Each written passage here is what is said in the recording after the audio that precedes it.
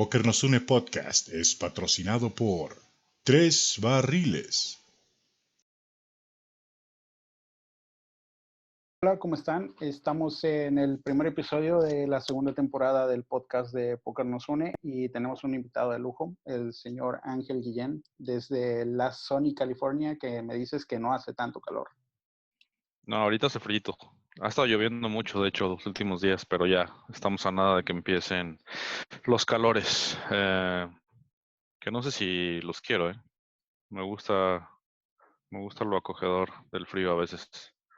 Eh, pero bueno, aquí también, en general hay buen clima, casi siempre, y pues es raro que haya frío, entonces pues se extraña de repente también.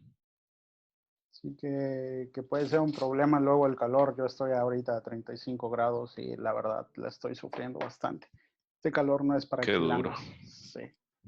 Ah, ¿Y qué dice la vida en cuarentena en California? Pues la verdad es que Lynn y yo, por lo menos en lo que llevamos hasta ahora, en esta etapa de que llevamos 3 semanas, prácticamente hemos salido 2 veces al súper, hemos salido varias veces a caminar o a disque correr. Digo disque correr porque digo yo, duro 15 minutos y me pongo en el celular. La verdad es que he estado bastante ocupado con cosas de trabajo y pues, todo el día estoy en la oficina móvil, en el celular. Si no estoy jugando póker, estoy trabajando en el celular y me he desconectado un poquito ah, de los ratos de ocio y de a lo mejor meterme un poquito más a tener rutinas de ejercicio y demás. Ha sido difícil encontrar ese balance porque pues me despierto o te despiertas, me imagino que les pasa también a ustedes y ya estás atendiendo cosas o ya estás, si estás grindeando todos los días, pues de repente ya hay una mesa buenísima o un torneo, etcétera.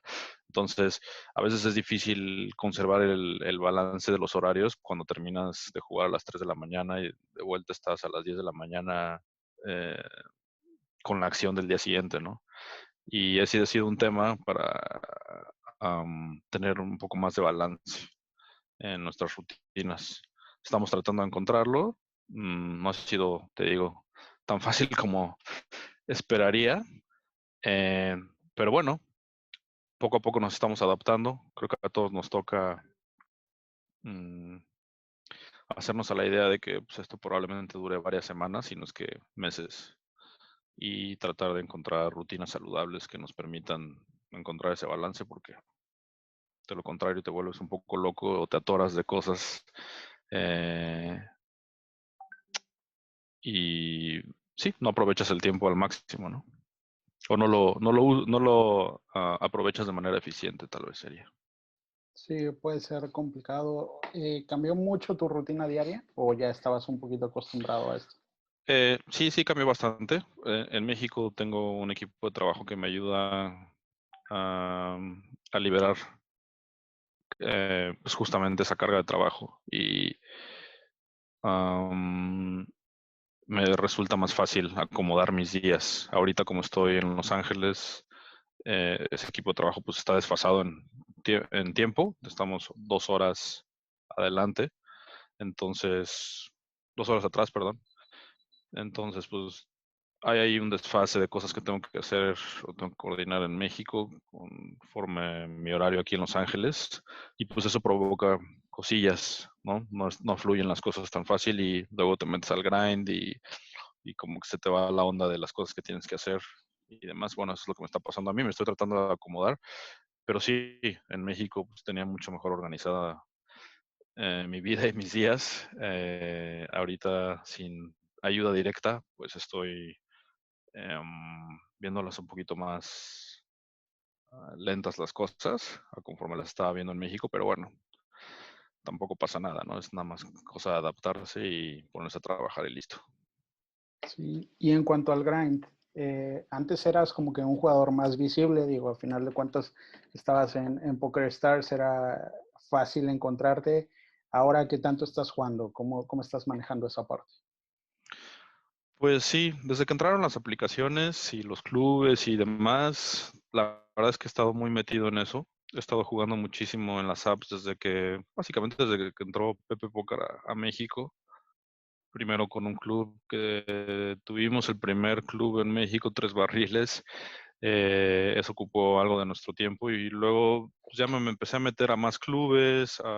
Aparecieron las uniones grandes brasileñas que pues, tienen excelentes opciones de torneos y demás.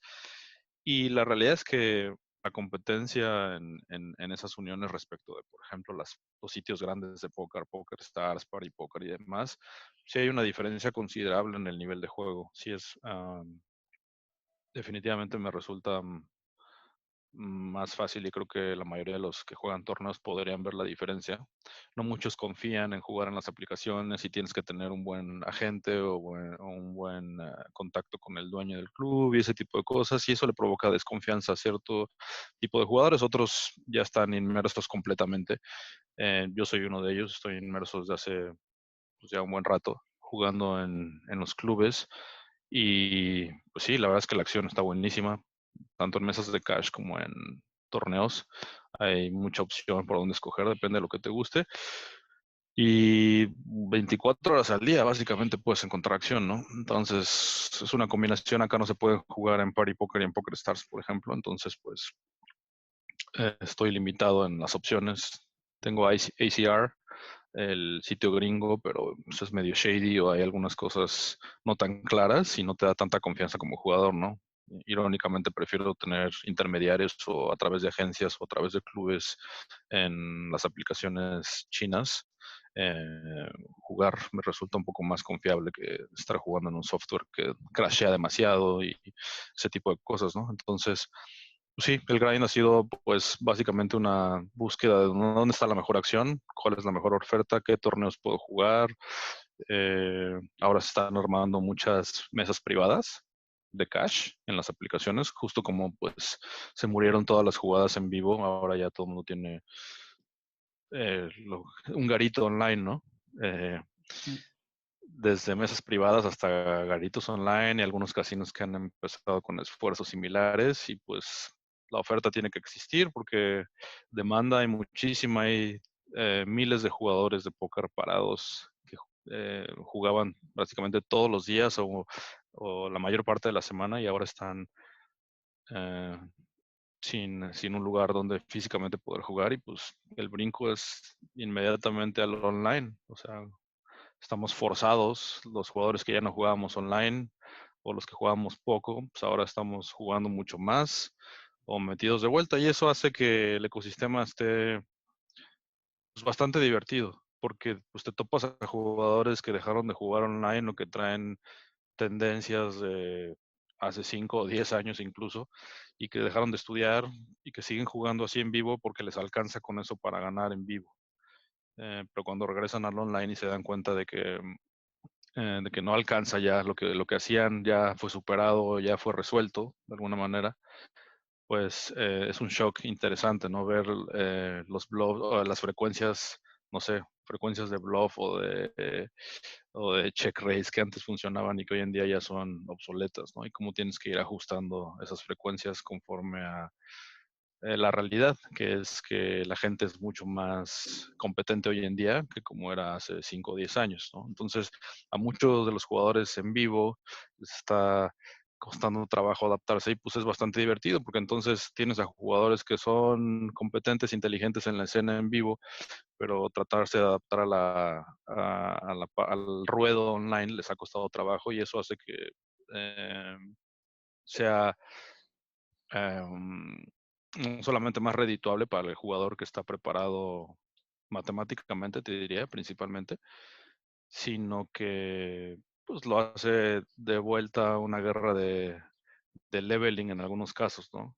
En donde eso pues ya casi no pasaba, donde todo era como pues esperar a que el otro se equivoque, ¿no? Esa es la base del GTO realmente.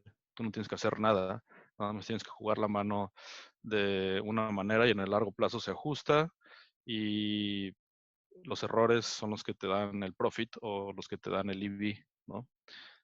Pues ahorita con tantos estilos intermezclados, pues ya hay otra vez un edge considerable, sobre todo para la gente que más preparada matemáticamente está para enfrentar las diferentes situaciones de torneos y los stacks y demás, ¿no? Entonces eso ha sido bastante divertido. A mí me está, por lo menos a mí, entreteniendo mucho, porque a mí sí me gustan mucho los torneos, pese a que juego mucho Cash también, pues me divierte mucho eso de ir avanzando en un torneo y cambiando estrategias dependiendo de la etapa del torneo y ver que no todo el mundo se está ajustando correctamente. Creo que hay buenas oportunidades para el que grindea torneos ahorita, actualmente. Sí, hay una oferta de torneos importante en diferentes clubes y hay muchísimas opciones también.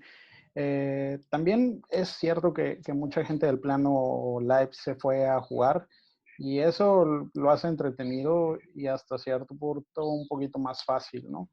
Ha sido agradable ver ese flujo de jugadores. ¿No te preocupa que en Sí. algún momento se puedan quedar sin dinero, se pueda dañar el ecosistema?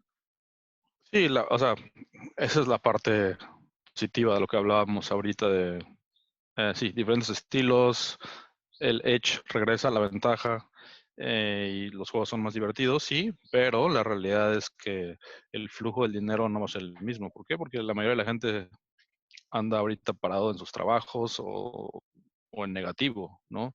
Y pues tiene un periodo de vida esta acción que estamos viendo, por lo menos en los paños online.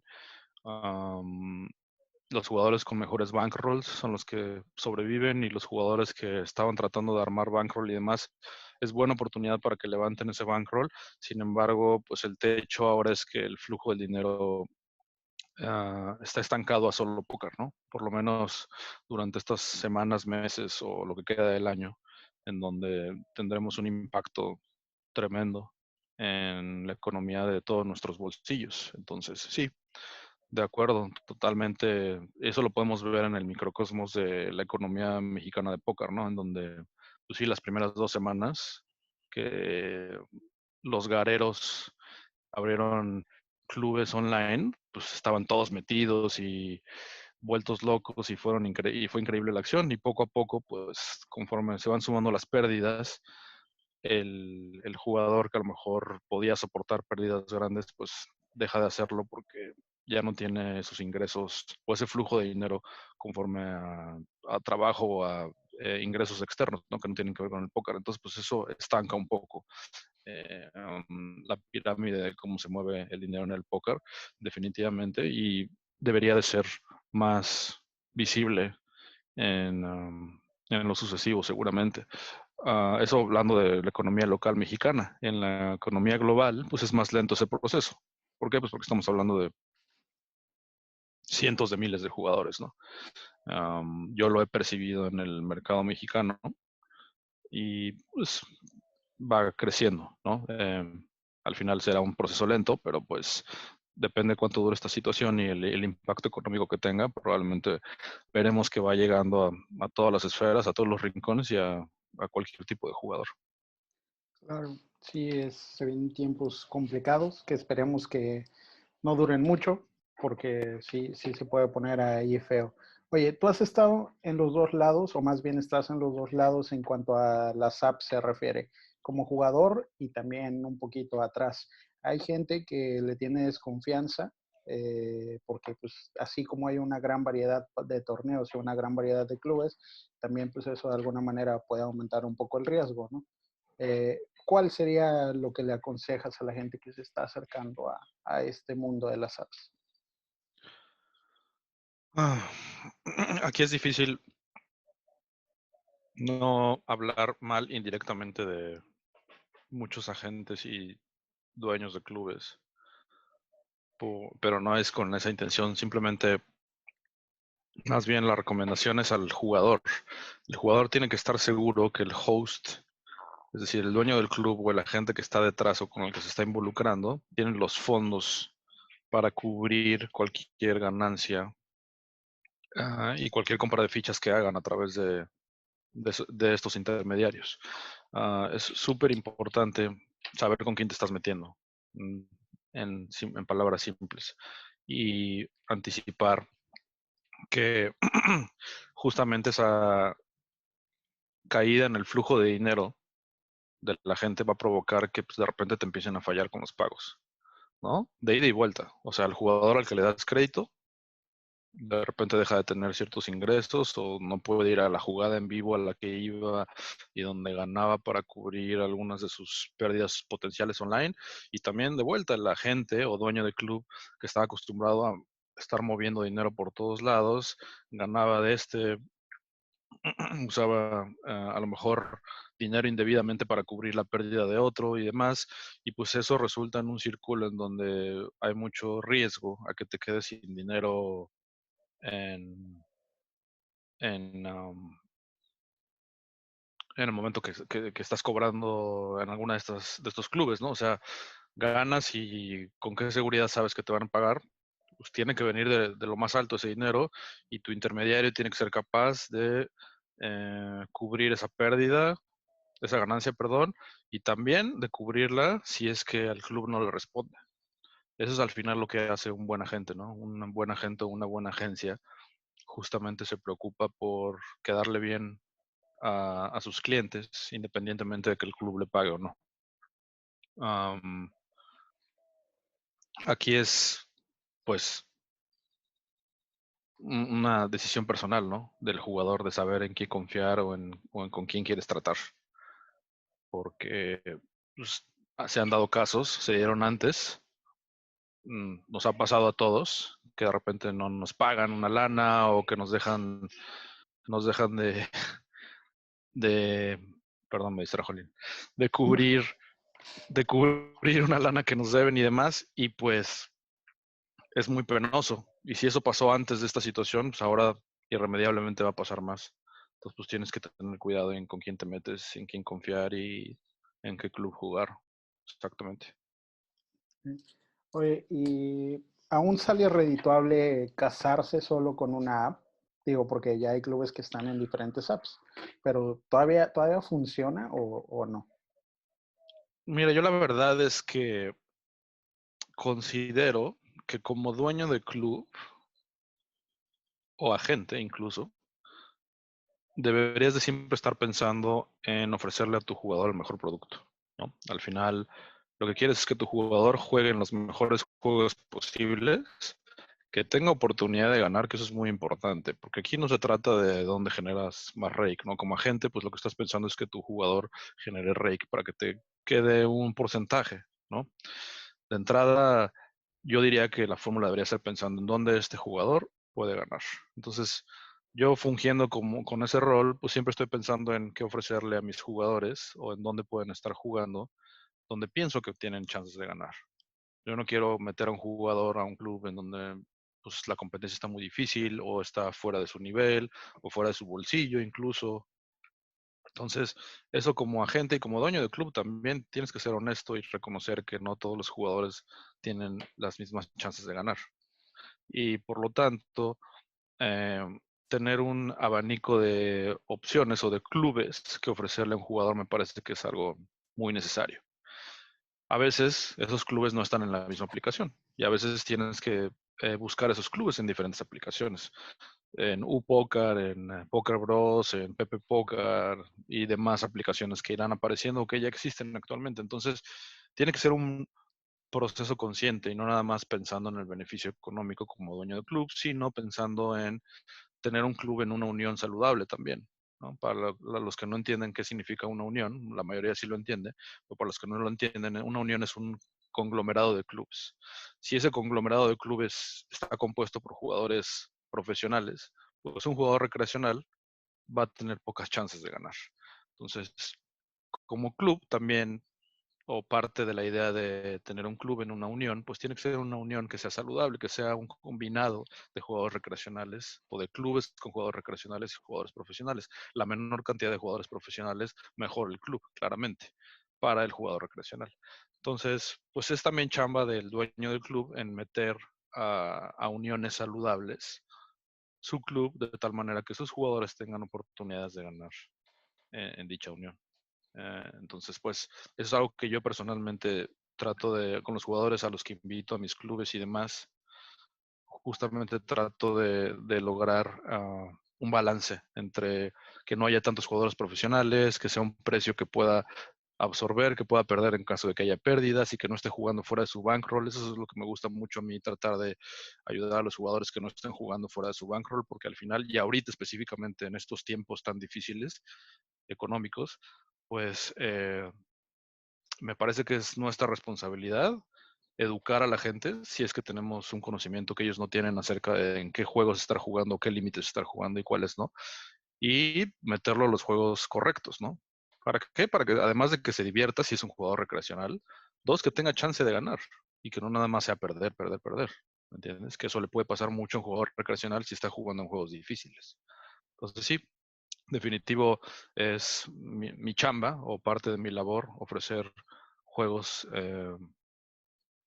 los más balanceados posibles en los mejores clubes, en las mejores uniones, y eso puede ser a través de diferentes plataformas, ¿no? No solamente casado en uno, como justamente empezaste tu pregunta, no casarse en una aplicación, sino al final em, yo estoy más bien casado con una idea de un club en donde tienes chance de ganar. Eso me gusta más que comprometerme a solamente ofrecer una aplicación.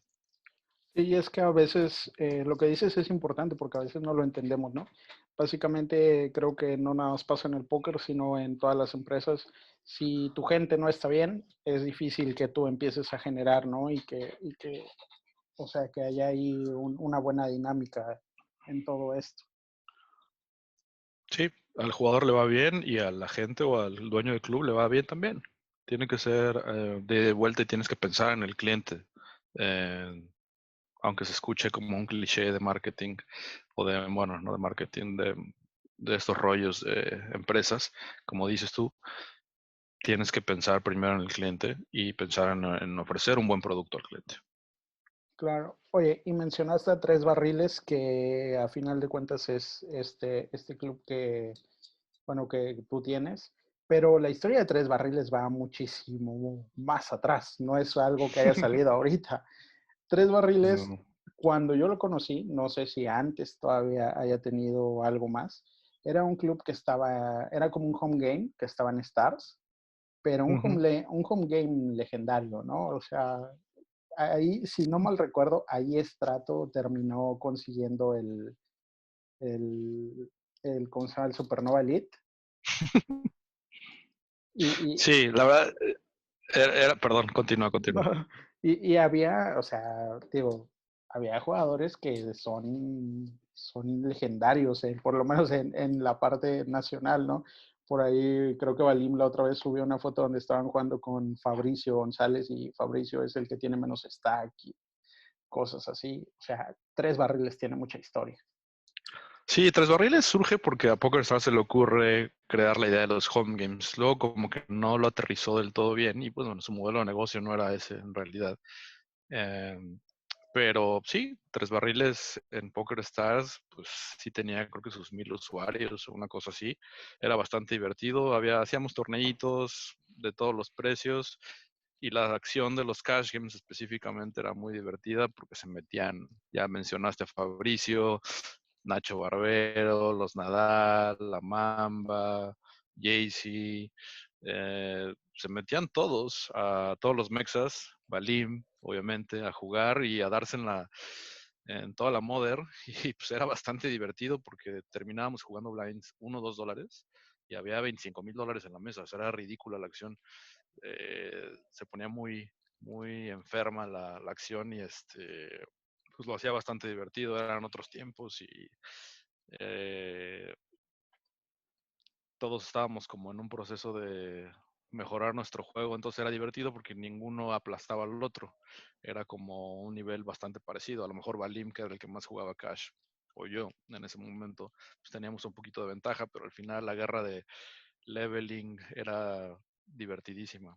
Y sí, ahí empezó Tres Barriles, luego brincamos años después a Pepe Póker, eh, con el primer, o sea, por ahí escuché que decían que era el primer club mexicano, me comentaba Andy en Pepe Póker, no estoy seguro que esto sea así, pero bueno, vamos a inventar que sí fue el primer club mexicano de póker y era un poco la idea conservar justamente eso, un lugar en donde conocidos o amigos jugaban entre sí. Poco a poco fueron creciendo. O sea, al principio eran puros jugadores mexicanos y poco a poco el negocio en sí que tiene Pepe Pócar te obliga a abrir puertas internacionales, ¿no? Y empiezan a entrar gente de otros países, se juntan los clubes y demás, pero muy en su inicio y siempre en su esencia, Tres Barriles fue un club de jugadores mexicanos y latinoamericanos. Y que también tenía mesas interesantes. Yo me acuerdo una vez que estaba con un amigo, él estaba jugando con la nuez y Mm. estaba en la mesa, estabas tú, estaba Hernán González, estaba Luis Amorfín, me parece que estaba Sampri y ya con esos cuatro no hay manera de que, o sea, no hay manera de que no se ponga divertida la acción, ¿no? Es que la verdad, yo personalmente creo que los clubes en estas aplicaciones que hoy en día tenemos, tantos, son mucho más divertidos cuando estás jugando con gente que conoces. O sea, digo, sí, al final hoy encuentras opciones para jugar con gente de todo el mundo y pues eso es un poco más de lo mismo, ¿no? O sea, Poker Stars, Party Poker, todas estas grandes del póker online siempre te han ofrecido ese producto, pero en el momento que aparecieron los clubes privados, los home games, pues era la camaradería, el pique entre un jugador y otro, al que conoces, con al que has jugado con él en vivo, al que a lo mejor eh, le quieres quitar su stack o meterle un bad beat o que tienes algún duelo personal, digo, amistoso claramente, pero existe.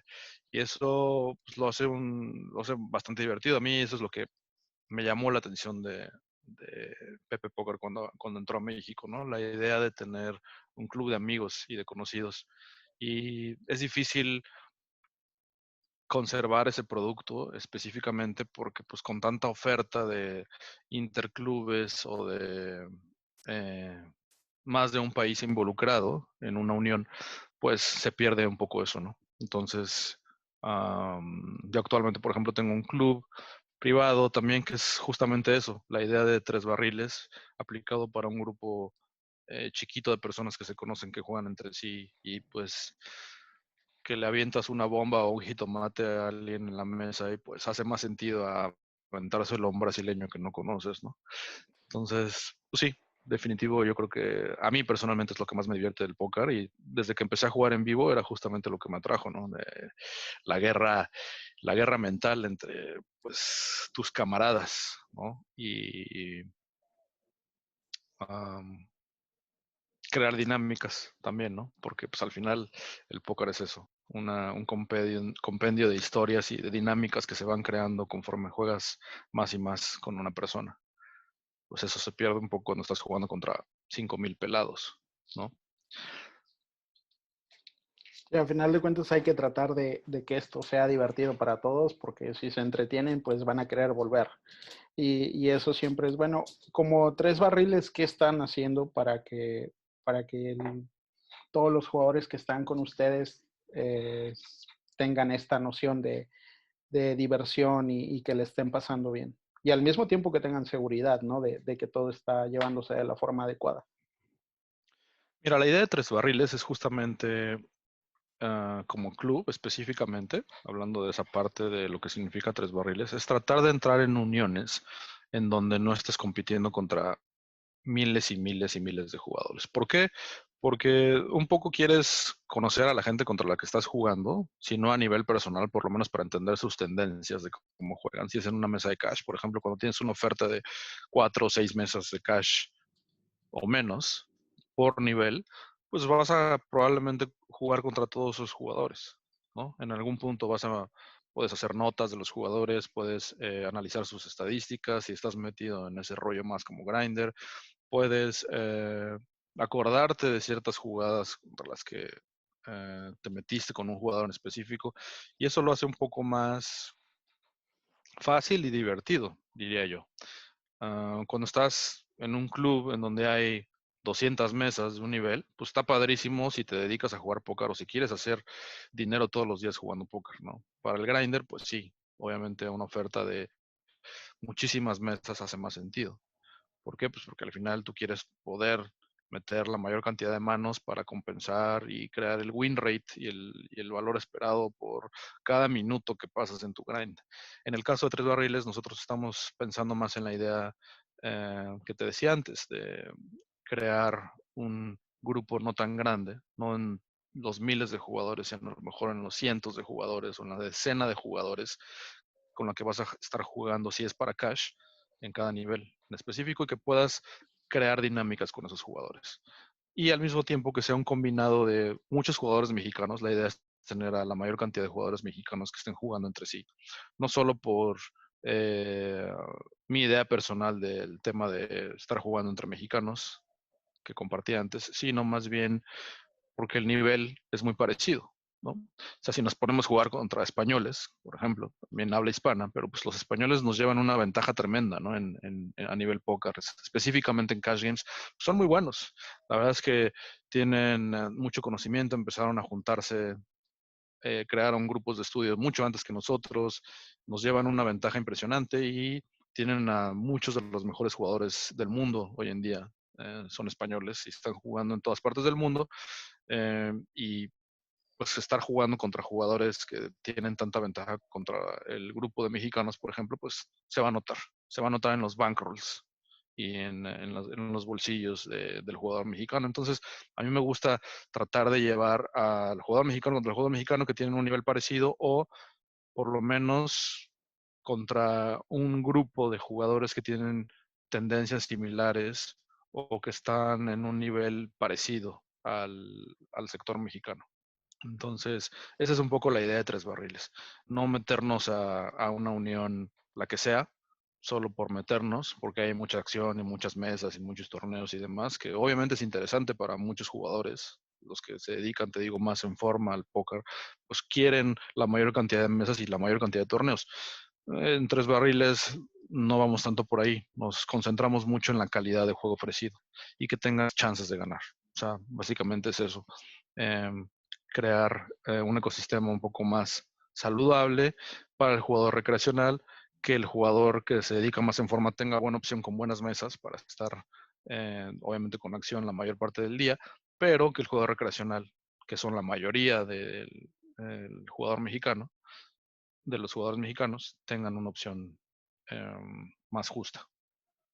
Entonces, a través de los clubes que metemos en diferentes aplicaciones, es justo eso, buscar una opción saludable, buena, bonita y barata, ¿no? Donde tengas opción de jugar lo más barato posible si es que quieres invertirle unos cuantos pesos nada más, que tengas opción de high stakes, pero que tengas opción a ganar también, ¿no? Que no nada más sea que te estén esperando los grinders para limpiarte, que eso pues es inevitable hoy en día cuando metes a tantos clubes y países de por medio, ¿no? Entonces, pues, digamos que la filosofía de Tres Barriles es tratar de encontrar la mejor unión posible, los mejores clubes y el mejor compendio de opciones dentro de un mercado balanceado entre jugadores recreacionales y profesionales. Muy bien. Entonces, dejaste de ser embajador de Poker Stars, pero no has dejado de ser embajador del póker en general. A la gente, no a todo el mundo le importa que el ecosistema se mantenga bien.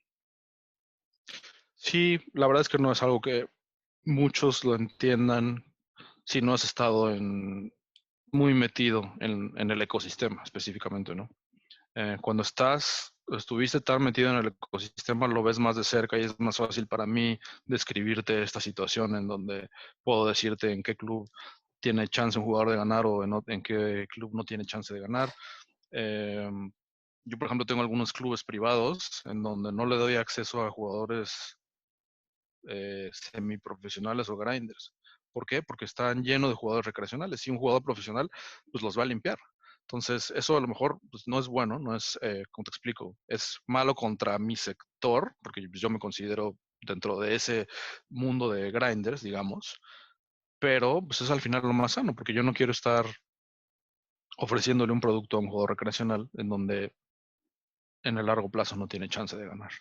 Entonces, me parece que es responsabilidad de aquel que tiene el conocimiento de poder dirigir un poco mejor a un jugador que apenas está arrancando, ¿no? O sea, al final, un jugador que nunca ha jugado en su vida Cash Online se mete a jugar, es muy difícil que sobreviva, a menos que tenga cierta información que es valiosa para entender qué stakes debe estar jugando, qué juegos debe estar jugando, cómo debe ser su bankroll, qué debe estar estudiando, cómo se debe de estar guiando. También hay mucho jugador recreacional que no le interesa nada de esto. Hay mucho jugador recreacional que no le importa ni cuánto le cobren de rake, ni qué juegos está jugando, ni si tiene un win rate de -10, -20, -50 blind sobre 100. O sea, big bets, perdón.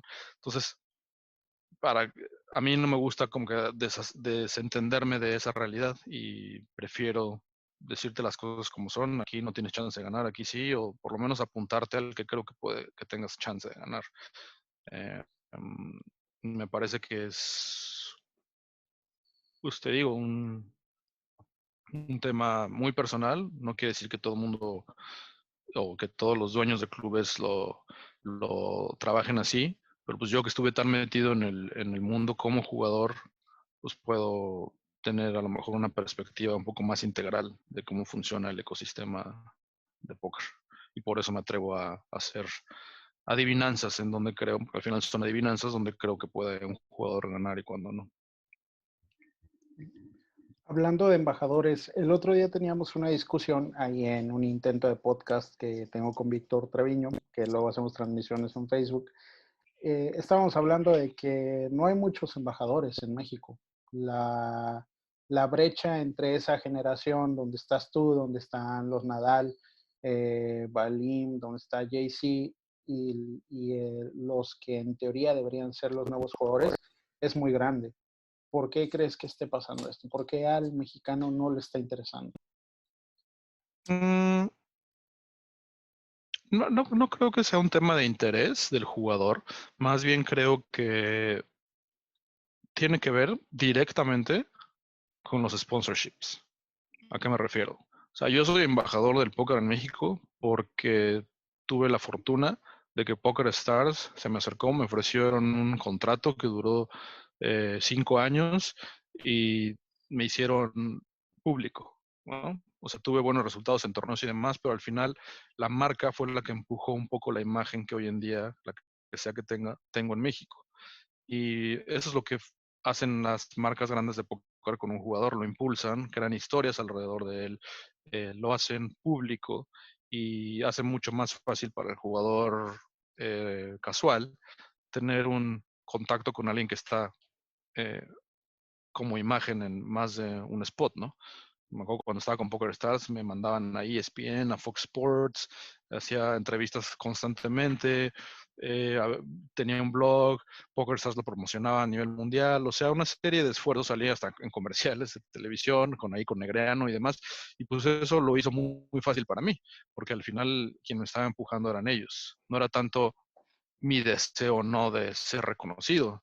En general, yo soy una persona que me gusta tener un perfil bajo, te diría.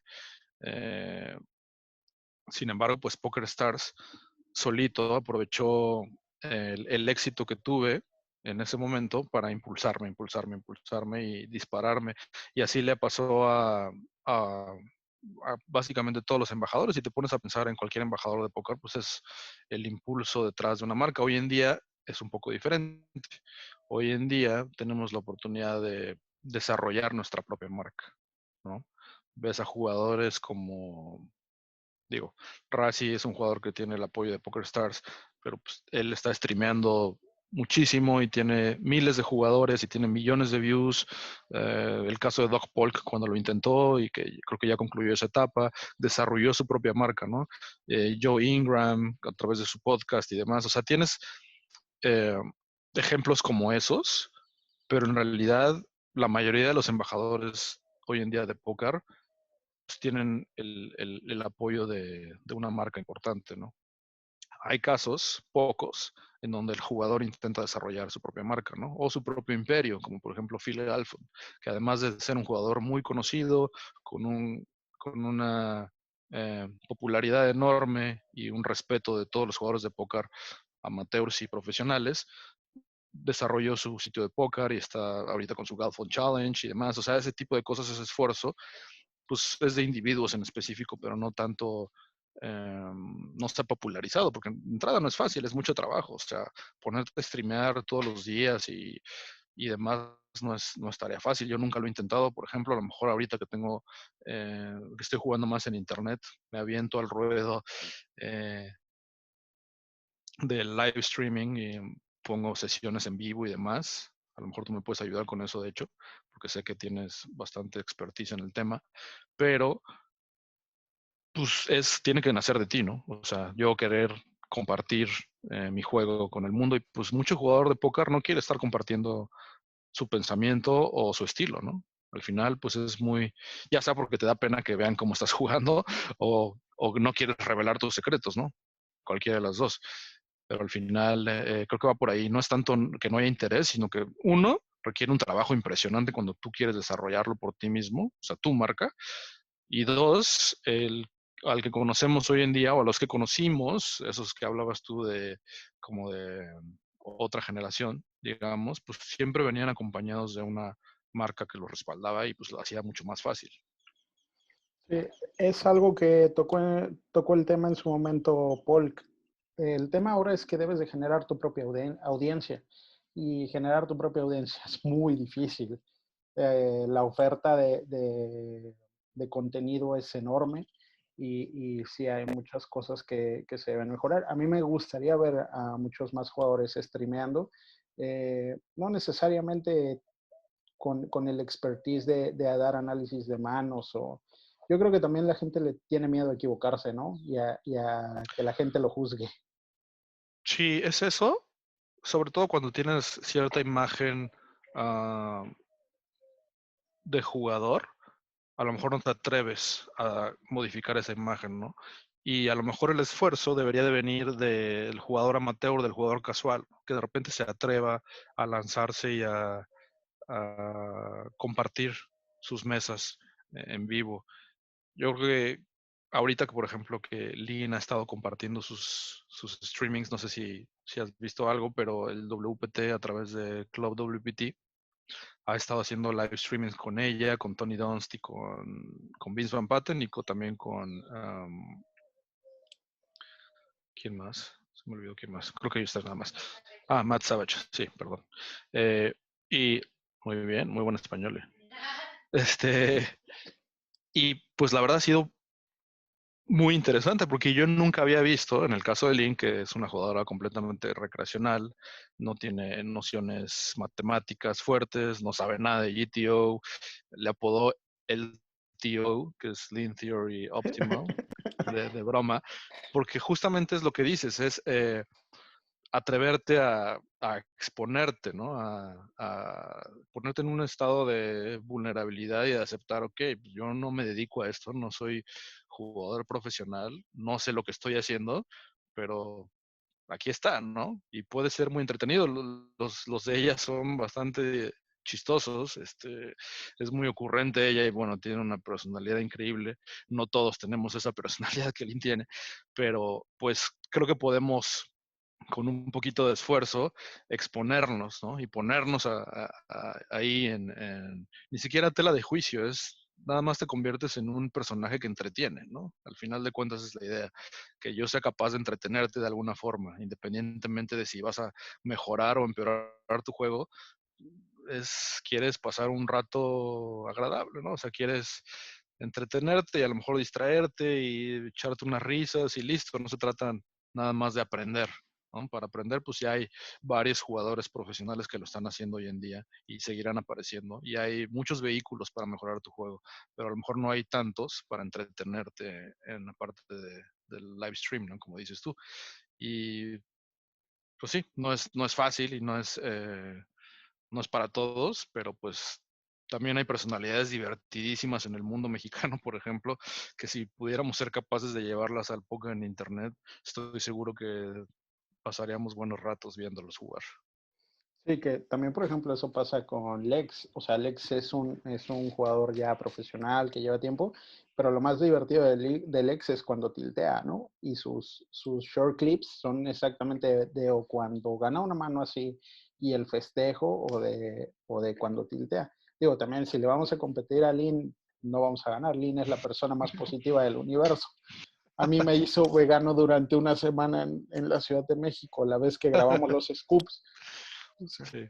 no hubo manera de que yo le dijera que no iba, que no podía comer solo verduras. Entonces, Sí, pero así como Lini o como Lex, que cada quien tiene sus particularidades, hay muchos mexicanos divertidísimos y chistosos que sería increíble poder verlos jugar, ¿no?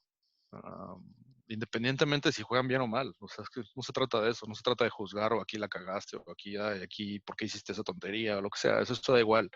Es más como conocer un poco cómo piensa ese personaje, ¿no? Y ver las ocurrencias y peripecias que le van a pasar en el proceso de exponerse.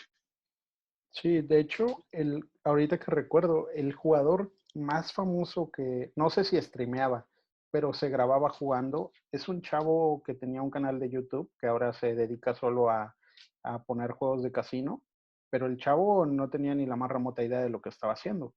Y sus videos tenían una cantidad impresionante de views, o sea, comparado con un mundo, o sea, dentro del póker tenía 50K views donde el güey se emocionaba porque cuando quedaban tres hacía limp y le quedaban tres ciegas, ¿no? Y decía que hacía limp porque le daba miedo perder. Y en algún momento, ajá, y en algún momento era como de que, güey, ¿qué haces? ¿Por qué estás haciendo eso? Pero a la gente le entretenía. Y eso debemos de darnos cuenta, que también hay que entretener a la gente para que se acerque y mantener otra vez esta parte del ecosistema, ¿no?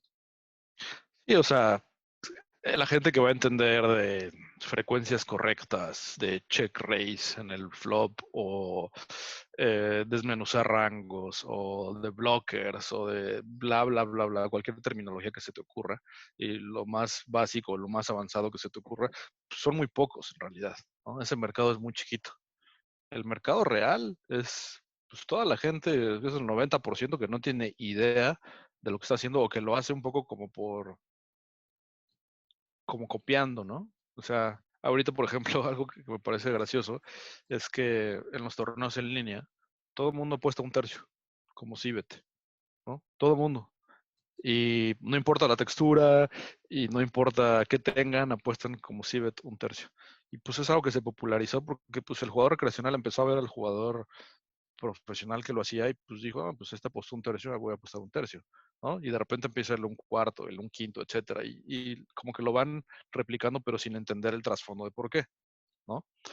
Pero pues al final ah, no hay mucha complejidad en el proceso de pensamiento, de la toma de decisiones de muchos de estos jugadores que están nada más replicando lo que ven, ¿no? Sería muy interesante, como tú dices, independientemente del nivel en el que esté alguien, tratar de entender y escuchar por sus propias palabras por qué hace lo que hace, ¿no? ¿Por qué aquí hago limp con 3 big blinds? Que pues, sabemos que matemáticamente es un error, pero es gracioso escuchar una explicación, ¿no? Y a lo mejor en el momento que esa persona exterioriza su explicación se da cuenta de que es un error. Eso es algo interesante en el proceso eh, de tratar de decir lo que piensas. Que cuando dices lo que piensas, tú solito te das cuenta a veces de cosas en las que estás erróneo o que no te diste cuenta de que era un leak en tu juego, ¿no? Y pues poco a poco mejoras, ¿no? Con simple autocrítica. Sí. Que no sé si este chavo lo haya tomado como aprendizaje, pero lo que sí recuerdo es que su explicación era que él quería cobrar. Ujú. Entonces, o sea, podemos criticarle muchas cosas, podemos no estar de acuerdo, pero también se nos olvida que hay gente para la que es muy importante cobrar, ¿no? Meterse a premios. Y no hablamos de premios enormes, sino quedar nada más aparecer entre los que sí se llevaron una parte de la bolsa. Algo bien difícil de hacer es tratar de encontrar un argumento simple para explicar un concepto a alguien cuando tiene una idea tan drásticamente, tan radical con base a algo que sabes que está equivocado. Por ejemplo, quiero cobrar, tengo 3 big blinds, voy a hacer limp porque quiero cobrar, ¿no? O sea, eso es algo que sabemos que está mal, ¿no? La mayoría de los que entienden póker de torneo saben que está mal. ¿Cómo le explicas que está mal a alguien? Y esa explicación simple en realidad, es muy difícil de encontrar en coaches, en jugadores profesionales o en gente que streamea y demás.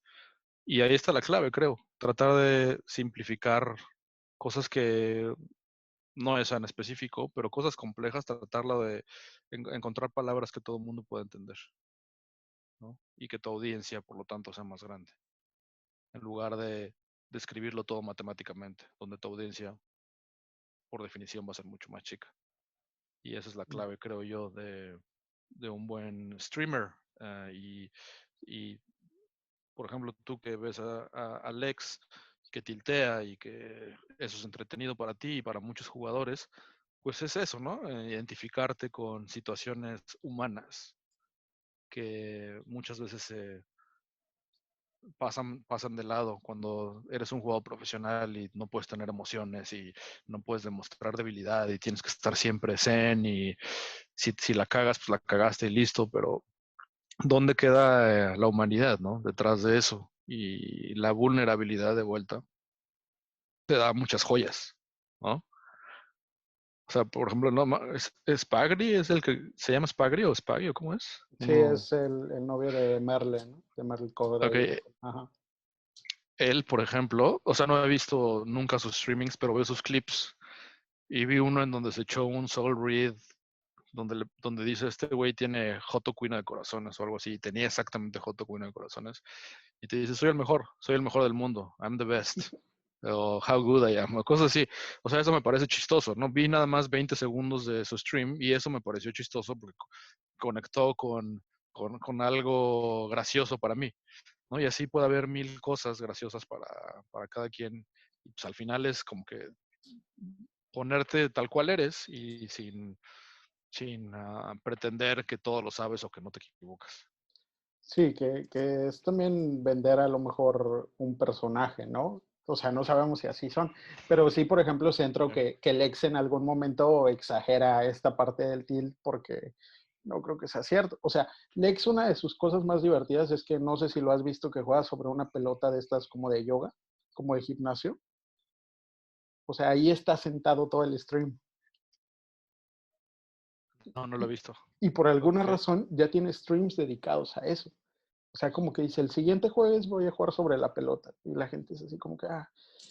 Y sí, o sea, esta parte, digo, es complicado porque volvemos a la parte, al tema de generar contenido. Hacer un clip, o sea, streamear, tener un layout de Twitch, llevar a la gente a Twitch y luego de tu stream hacer clips pequeños con lo más interesante, pues sí, sí hay que dedicarle tiempo. Claro. Sí, no es fácil, pero pues seguramente los streams de Lex al principio eran mucho peores de lo que son hoy.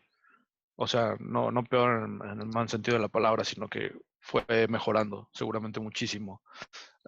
Y son más divertidos y poco a poco vas encontrando con qué conecta la gente y la fórmula a lo mejor puede ser una pelota de yoga o lo que mencionas tú, ¿no? O sea, no sabes, o que tilteas como loco y a lo mejor lo medio exageras y creas ese personaje, pero pues parte de una sensación o de una emoción auténtica, ¿no? Porque para mí, ya por lo que me acabas de contar del ex, pues él tiltea, ya que exagere o no es otra cosa, pero tiltea, ¿no? Y es Sí. algo suyo, auténtico.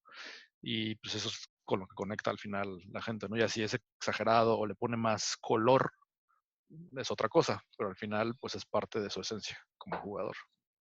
Sí, sí, también ahí hay otros. Tonka alguna vez streameó jugando Blackjack borracho, totalmente borracho. Entonces, también, yo sí, es cuestión de echarle ganitas. Nosotros traemos ahí un proyecto donde vamos a empezar a streamear. Ya lo habíamos hecho hace mucho tiempo, pero lo dejamos, yo lo dejé por pena, honestamente. No soy muy bueno a la hora de la interacción social con gente que no conozco, sobre todo y lo dejé por pena, pero creo que sí debería de hacerse más y sobre todo vamos a tratar de ayudar a que más gente empiece a streamear, ¿no?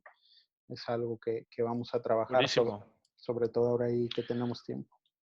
buenísimo. Y eso además, a mí lo que me gusta del tema del streaming es que la gente se muestra independientemente del color que le pongan o de el tono, pues ves mucho de la persona, ¿no?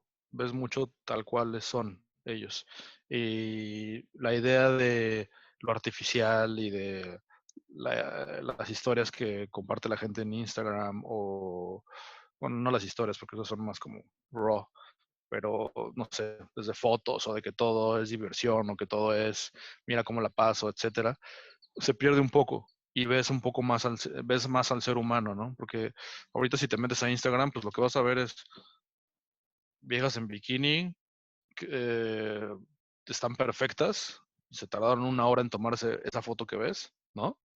Perfectas, bajo los estándares de una revista de modas o de las ideas que entendemos de una mujer bella y guapa.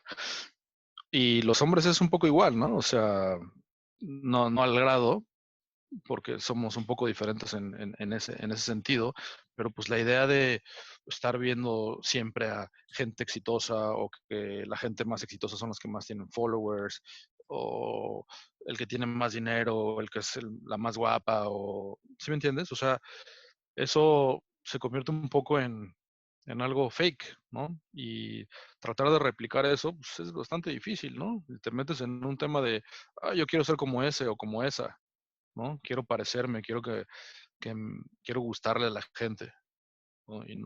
Yo creo que todo eso hace que se pierda la humanidad y la autenticidad de las personas. Y eso es algo que recuperas en el momento que empiezas a streamear y empiezas a compartir tus pensamientos tal cual van saliendo, ¿no? Con eso conecta a la gente al final. Y creo que va a ser un proceso divertido ahorita ver todos en sus casas, o por lo menos las últimas semanas así han sido, en donde están compartiendo más como que desde su hogar, su vida diaria, o las cosas que le preocupan, o que le dan risa, o lo que sea, ¿no? Y pues me parece valioso regresar a esa tendencia en lugar de la tendencia artificial que hoy en día vemos en las redes sociales, en donde pues, todo es como una apariencia o una burbuja que no es real. Sí, porque además es muy fácil vender el éxito, ¿no? El éxito fake. O sea, es muy fácil venderte como que yo tengo esto, yo tengo un carro, yo tengo una casa y realmente no sabemos si es cierto. Pero sí, yo creo que también va a ser muy valioso porque son tiempos estresantes. A lo mejor lo Sí. estamos viendo de diferente manera, van a ser mucho más estresantes, sobre todo para la gente que no está acostumbrada a estar encerrada. Y debería ser un momento de crear, ¿no? Eh, deberías de buscar que ese lado creativo salga de ti y aportar o por lo menos tratar de sentirte tú mejor. Sí, de acuerdo. Y conectar. O sea, al final, ahorita medio aislados y demás, que es el aislamiento, aunque ahorita es forzado para muchos de nosotros, es parte de la vida que teníamos antes de la situación del coronavirus. O sea, ese aislamiento en donde o estás conectado a tu teléfono todo el día o estás conectado a redes sociales todo el día y el cliché de que nos desconectamos y que estamos más en el teléfono que con la gente o que no estamos en el momento presente, por así decirlo, pues es real. Y esa desconexión, lo que nos obliga o lo que nos enseña ahorita, el hecho de estar realmente aislado, sin contacto con la gente y demás, pues te hace extrañar la conexión real, ¿no? O encontrar maneras de conectar. Por ejemplo, yo ahorita algo que extraño muchísimo es una jugada que tengo con mis amigos en México, en donde me divierto muchísimo. Es un día a la semana y somos amigos todos y es pura diversión y es bastante cagado y pues, es el mejor día para muchos de nosotros, de la semana, literal. Pues eso, ahorita eso no existe. ¿Cómo puedes suplirlo? Pues la manera de suplirlo es tratar de encontrar cómo conectar con la gente, cómo entretenerte, cómo divertirte, cómo pasar un buen rato, distraerte, etcétera. Y eso no se logra con cosas artificiales. ¿no? No vas a conectar de manera artificial. No se puede conectar de manera artificial. Me refiero a cuando no estás haciendo algo de manera auténtica, ¿no? Cuando estás con tu grupo de amigos, pues estás siendo tú y estás muy divertido y estás tomando una chela o en una carne asada, en tu caso, que tienes la oportunidad en Monterrey, que tanto se hace y se junta la gente tanto, tan seguido. Pues ahorita a lo mejor eso no está. ¿Cómo le haces para suplirlo? Y la manera de suplirlo no va a estar en algo externo. El medio es externo, un teléfono, una computadora, un podcast, lo que estamos haciendo ahorita tú y yo, etcétera. Pero en realidad el contenido es lo que conecta, ¿no? Y crear ese contenido es lo que ayuda a conectar. Entonces creo que va por ahí. Suplirlo con cosas auténticas y que salgan de uno y no cosas que vas a encontrar en, no sé, en memes o en videos chistosos, ¿no? Que también, obviamente, pues es parte del entretenimiento, ¿no? O sea, ahorita tengo una cantidad de memes, seguramente si agarro mi WhatsApp voy a tener 200 memes esperando para, para verlas y seguramente 8 videos de esos que bailan con el ataúd y demás, pero, pues, o sea, eso es como una liberación de dopamina, ¿no? Eh, algo inmediato. ¿Dónde está lo que conecta y lo que te hace realmente sentir? Y pues ahí para eso, para ese proceso necesitas, pues sí, como dices tú, crear o usar el ingenio o tratar de conectar con otros creadores o inspirarte, etcétera. Entonces, me parece que seguramente es un proceso que a muchos de nosotros nos pasará y nos obligará a salir de la zona de confort y de nuestras burbujas. Sí, es que hay que crear contenido y hay que ser honesto con el contenido que creamos, ¿no? Eso va a ayudar a conectar y a lo mejor nos ayuda hasta psicológicamente a nosotros. Espero que la jugada de la que hablas es donde vas a jugar y que también va Santi González, porque él ya hicimos un podcast que saldrá más adelante y justo las mismas palabras que tú utilizaste las utilizó él. Es, Qué curioso. es una jugada Es que y sí, es que es algo que se vive, ¿me entiendes? Es una experiencia. Y pues cada quien tiene su grupo de amigos, ¿no? No tiene que ser póker, o sea, es un grupo que tenemos muy especial en donde nos sentimos muy cómodos, en donde nos divertimos, en donde eh, gozamos. Y pues eso ahorita no lo tenemos. Entonces, hay que encontrar otros vehículos para tratar de suplirlo momentáneamente. Y en el proceso vamos a encontrar seguramente cosas muy valiosas que nos pueden dejar para cuando acabe esta crisis y no regresemos a más de lo mismo, ¿no? A la adicción de dopamina.